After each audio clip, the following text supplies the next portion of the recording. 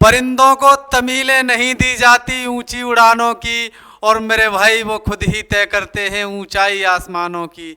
तो जय हिंद साथियों, आ जाइए एक बार फिर से जुड़ जाइए। आप सभी लोगों का आपके अपने TFI परिवार में स्वागत है। मैं मंगल सिंह आप सभी लोगों का, अपने प्यारे भाइयों का, बच्चों का स्वागत करता हूं। मेरे बच्चों, जैसा कि आप लोग देख रहे थे कि सर हम जो पढ़ रहे हैं, क्या पढ़ रहे हैं, तो आप लोग कहोगे कि सर यूरोपीय कंपनियों का आगमन हम पढ़ रहे हैं, जिसमें हम पहला पॉइंट मेरे बच्चों क्लियर कर चुके थे। क्या था? आप लोग कहोगे कि पुर्तगाली हम क्लियर कर चुके थे।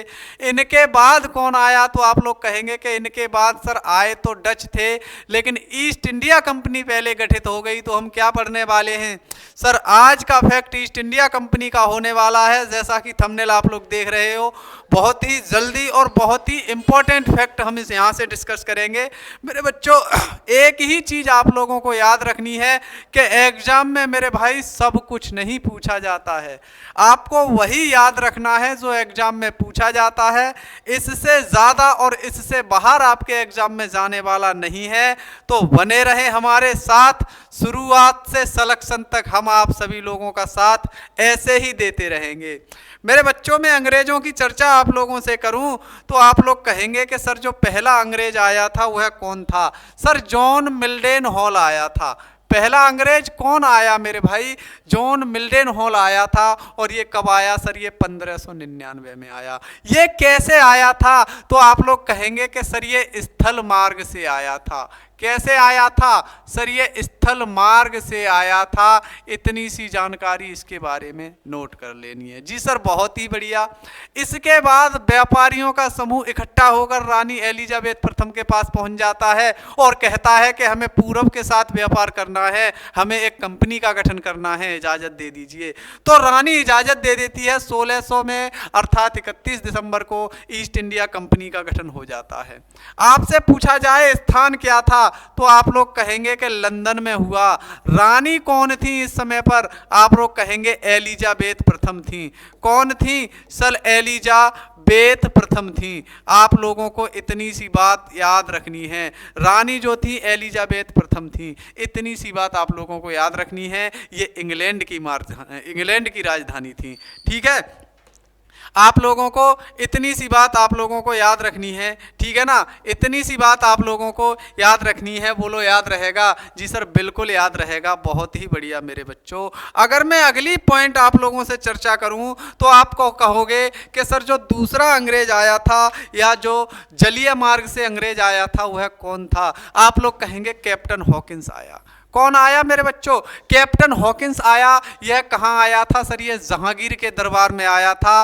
और यहाँ के जो राजा थे ना, जेम्स प्रथम, उनका पत्र लेकर आया था। किसके नाम? सर अकबर के नाम लेकर आया था। लेकिन तब तक अकबर चल बसे थे। तब तक अकबर क्या हो चुके थे सर? चल बसे थे। आप लोगों को इतनी सी बात ध्यान रखनी है। अगर मैं चर्चा आप लोगों से कहूँ कैप्टन हॉकिंस किस मार्ग से आया?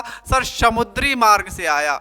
समुद्री मार्ग से आने वाला ये पहला अंग्रेज हो जाएगा। जी सर, हमको याद रहेगा। ये कौन सा जहाज लेकर आया? तो आप लोग कहेंगे कि ये हेक्टर जहाज से आया। किस जहाज से आया सर? ये हेक्टर जहाज से आया। इतना याद रखना है। किसके दरबार में आया सर? ये जहांगीर के दरबार में आया था। किसके दरबार में मेरे बच्चों आया? आप लोग कहेंगे जहांगीर के दरबार में आया। बताओ याद रहेगा? जी सर, हमको याद रहेगा। और जहांगीर ने ही इसको किसकी उपाधि दी सर? कैप्टन खान की उपाधि इसको दी। किसकी उपाधि दी सर? ये कैप्टन खान की उपाधि जहांगीर ने इसको प्रदान की। ठीक है ना? कैप्टन खान की उपाधि दी। आप लोगों को ध्यान रखना है। किसने दी? तो आप लोग कहेंगे कि सर जहांगीर ने दी। किसने दी सर? जहांगीर ने दी। बताओ इतनी सी बात क्लियर? सर बिल्कुल क्लियर, याद हो जाएगा। मेरे बच्चों, में अगले फैक्ट्री आप लोगों से चर्चा करूं तो इन्होंने पहली फैक्ट्री जो है ना मसूलीपट्टनम में डाली। और कब डाली सर? इन्होंने डाली थी 1611 में। लेकिन आप लोगों को पता है इस समय पर पुर्तगालियों का क्या चल रहा था? प्रभाव चल रहा था। इसीलिए इनकी मसूलीपट्टनम वाली फैक्ट्री सफल नहीं हुई। इनकी पहली स्थायी फैक्ट्री कहां पर डाली गई? आप लोग कहेंगे कि सर सूरत में डाली गई। कहां डाली गई मेरे बच्चों? सूरत में डाली गई। और कब डाली गई? सर 1613 ईस्वी में डाली गई। कब डाली गई? 1613 ईस्वी में। आपसे पूछा जाए कि सेकंड अंग्रेज कौन आया था? सर सेकंड अंग्रेज कौन आया था? सर ये टॉमस रो आया था। 1615 में टॉमस रो सेकंड अंग्रेज आया, और यह भी जहांगीर के दरबार में आया था। कहां आया? जहांगीर के दरबार में आया। इतना आप लोगों को याद रखना है। अगर मैं आगे बात करूं आप लोगों से, तो 1639 ईस्वी में फ्रांसिस डे आया। और फ्रांसिस डे इसीलिए इंपॉर्टेंट है क्योंकि मेरे भाई इसने मद्रास की स्थापना की। मद्रास की स्थापना इसने की। आप लोगों को ध्यान रखना है, किसने? सर फ्रांसिस डे ने मद्रास की स्थापना कर दी। बोलो याद रहेगा? आप लोग कहोगे कि जी सर बिल्कुल याद रहेगा। अगला फैक्ट हम बात करें, 1661 में क्या हुआ? सर जो ब्रिटिश राजकुमार था चार्ल्स, कौन? सर ब्रिटिश राजकुमार चार्ल्स का विवाह पुर्तगाली राजकुमारी कैथरीन के साथ हुआ। किसके साथ हुआ मेरे बच्चों? आप लोग कहोगे कैथरीन के साथ हुआ। और दहेज में क्या मिला? तो आप लोग कहेंगे पुर्तगालियों ने दहेज में जो है ना मुंबई दिया। क्या दिया? पुर्तगाली ने दहेज में मुंबई दिया। आप लोगों को याद रखना है, बहुत ही सुंदर। क्या दिया? सर दहेज में मुंबई दिया। आपसे एग्जाम में क्वेश्चन पूछ लेना कि मुंबई का संस्थापक कौन है? मुंबई का संस्थापक कौन है? इसका संस्थापक आप लोगों से पूछ लेना तो फटाफट से मेरे बच्चों नोट करेंगे। इसका जो संस्थापक है ना, गेराल्ड आयंगर है। कौन है? सर गेराल्ड आयंगर है। आप लोगों को याद रखना है, गेराल्ड आयंगर जो है ना इसका संस्थापक है। बोलो याद रहेगा? जी सर बिल्कुल याद रहेगा। अगर मैं अगले फैक्ट की मेरे भाई आप लोगों से बात करूं तो आप लोगों को बता दूं कि सर ये जो है ना 1698 में इस कलकत्ता का निर्माण हुआ। मेरे बच्चे किसका निर्माण हुआ? कलकत्ता का निर्माण हुआ। किसने किया? संस्थापक कौन था? तो आप लोग कहेंगे कि संस्थापक जो है ना वह था जॉब चार्नोक। कौन? सर जॉब चार्नोक जो है ना इसका संस्थापक था। बोलो याद रहेगा? जी सर बिल्कुल याद रहेगा।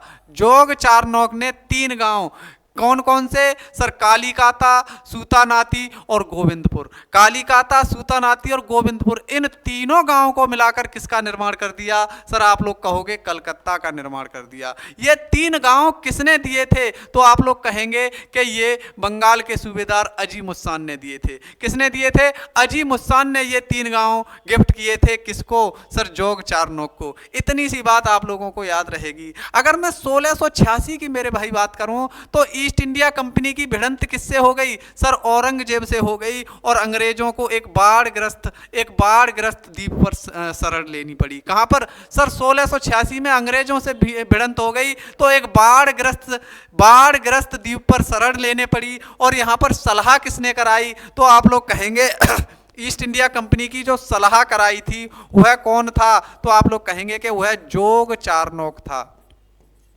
जोग चार्नोक ने इनकी सलाह करा दी। और जोग चार्नोक को जो है ना ईस्ट इंडिया कंपनी ने एजेंट बना दिया। क्या बना दिया? एजेंट। जब जोग चार्नोक ने मेरे बच्चों इनकी सलाह कराई थी ना तो ईस्ट इंडिया कंपनी के मेंबर्स को वापस आने की अनुमति मिल गई। और ये किस गांव में? सर बंगाल के सूतानाती गांव में इनको वापस लौटने की अनुमति मिली। इतना याद रखना है। अगर मैं जोग चार्नोक की चर्चा करूं तो फरवरी 1690 में इसको एजेंट बनाया गया ईस्ट इंडिया कंपनी को। और यहीं पर 16 फरवरी को इसी ने ही सूतानाती गांव में फैक्ट्री स्थापित कर दी। 16 फरवरी 1690 को सूतानाती गांव में फैक्ट्री स्थापित की। और आप लोग याद रखना है कि 1698 में इसी ने ही क्या कर दिया? सर कलकत्ता की स्थापना कर दी। बताओ याद रहेगा? जी सर बिल्कुल याद रहेगा। बहुत ही सुंदर मेरे बच्चों, अगर आप लोगों को याद रहेगा तो अगला फैक्ट क्या है? सर 1717 ईस्वी में फर्रुखसियर की बीमारी के बारे में हम लोग पढ़ते हैं। 1717 में फर्रुखसियर को एक बीमारी हो गई, पैर का फोड़ा हो गया।